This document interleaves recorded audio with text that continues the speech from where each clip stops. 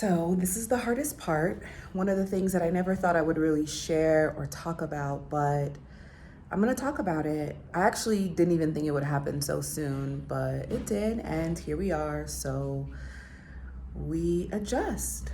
Um, Thanks for watching. My name is Ashley.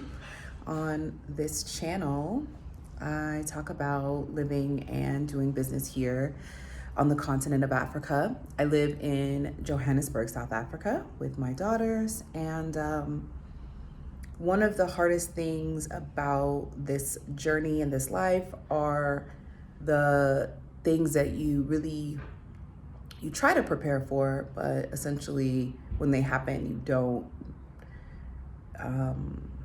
don't know how to feel.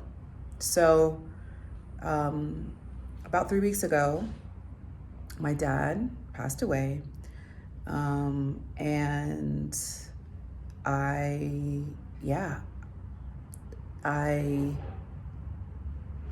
didn't know what to do. Actually, it wasn't that I had like this weird sense of distress and honesty, when you make this decision to move so far away from family and friends that you've known most of your life. You have to be at peace with knowing that some things are going to happen that you are not going to be available to attend to. And that was one of the things. My father did not live the most healthy life. And while I knew that he would pass, as we all do, I didn't expect for it to happen so soon.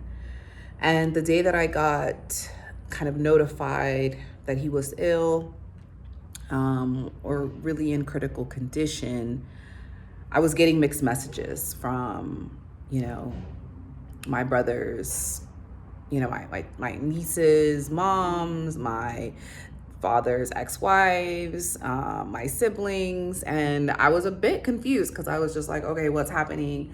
But after about 24 hours, 48 hours of getting that initial message, he passed away. And, I did get to FaceTime him. I come from, a family of several siblings on my dad's side. So I got to connect with my siblings. We are now all on a group chat, which is amazing now that we're all, over the age of 25, between 25 and I think 45 we are. There are 8 of us.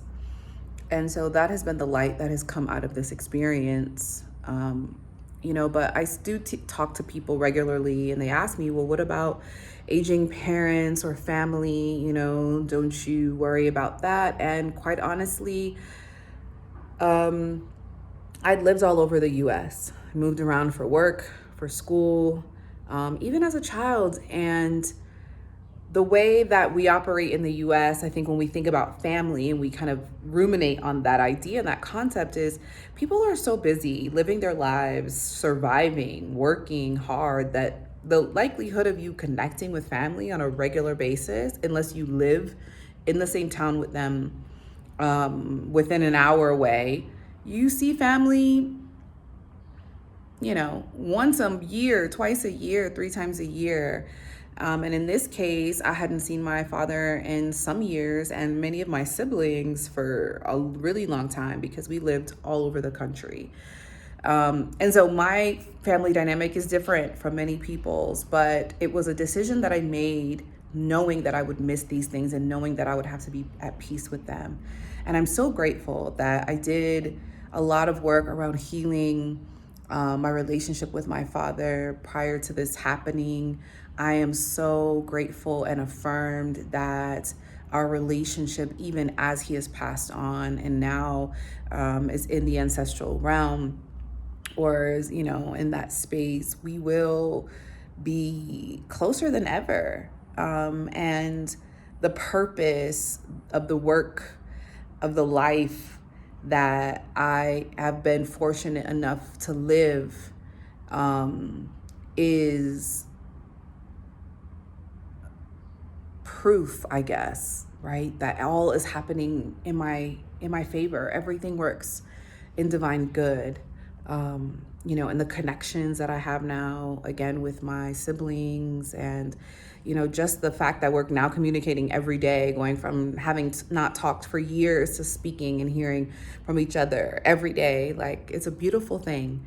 And so if you are thinking of making a move abroad, but you're concerned about family and that dynamic, I'm not here to tell you that it's not an issue, right? It is definitely something to be concerned about, but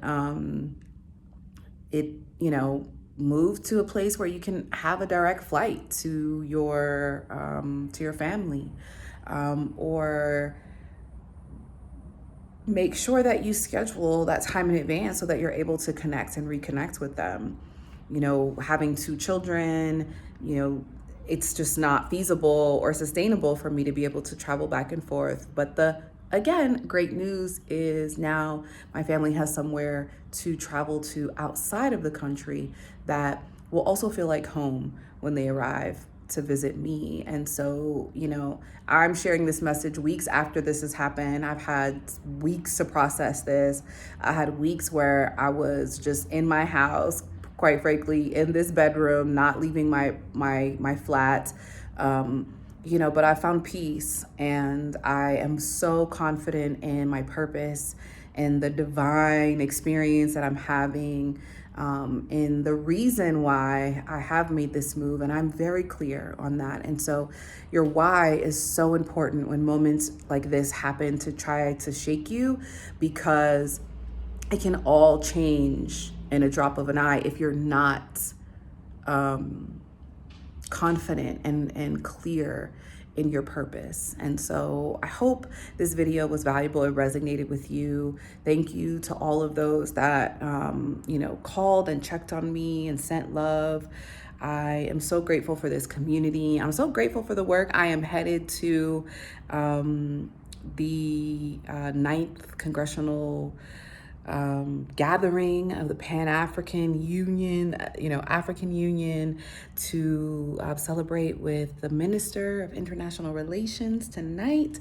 And then tomorrow is my talk. So if you'd like to join, I'll put that registration link in the description of this video, so you can see kind of what my thoughts are around how, what our responsibilities are as African youth and diasporan youth for the future sustainability of a successful African continent. This purpose is real. Like, when you're in purpose and you know what you're doing and why you're doing it, not many things can shake you. Doesn't mean it doesn't hurt. Doesn't mean you aren't gonna get sad. Doesn't mean you're gonna have all these type of emotions you may or may not understand. But when you trust yourself and you listen to yourself, and your discernment is in line with what you want to achieve and accomplish,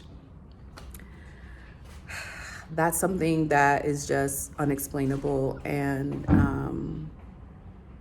priceless. So until the next time, I'll talk to you guys soon.